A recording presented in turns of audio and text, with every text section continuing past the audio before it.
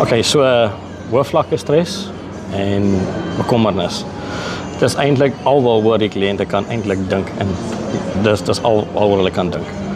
Hoe gaan hulle deur die maand kom, hoe gaan hulle deur die week kom, hoe gaan hulle kos op die tafel sit, dit raak nogal erg vir hulle.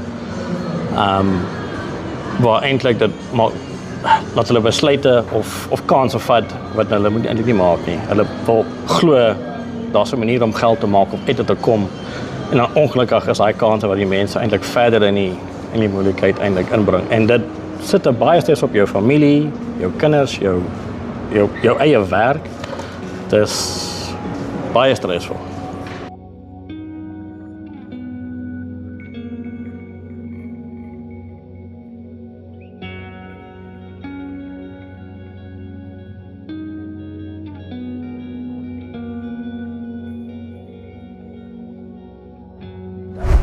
Ja nee, kyk, is baie maklik om skuld te maak.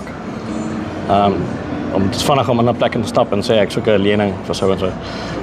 En hulle mense oortuig hulle self nie dat dit net vir 'n maand of 2 wees of ek sal reg wees vir 6 maande, maar ongelukkig met die rente wat opgaan en lewe gebeur. Die maand as jou kar gebreek of die maand is dit nou 'n veeartsrekening. Iets gaan gebeur wat jy weer gaan terugsit en hoe betaal jy dit nou weer terug? So dis nie so maklik as mense dink, nee, ek sal vinnig uitkom. Dit is nie so maklik. Dis wat die mense vir hulle self sê om hulle glo te maak. Nee, maar daai lenings van my gou-gou. Dis moeilik.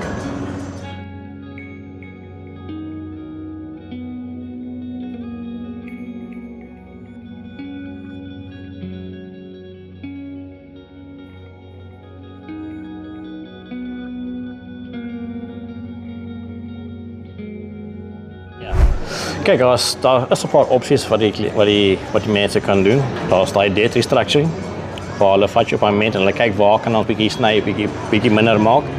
Dan gaan jy onder debt review, waar dis ook na deur 'n derde party, en hulle basies beklei vir die kliënt en sê, weet jy, maar hy kan nie betaal dit en dit. Hy kan nie 4 nie, hy kan nou 1 betaal, daai tipe goed. En dan die ander opsie is fisies by die hof te verklaar, jy is insolvent, jy kan nie meer nie. En so die impak op daai, dis 'n groot verlies op hulle op die stadium van nou kan hulle 'n bietjie meer lewe. Die maandelikse paemente is minder. So dit voel great, maar die impak op die langtermyn is bietjie van 'n probleem.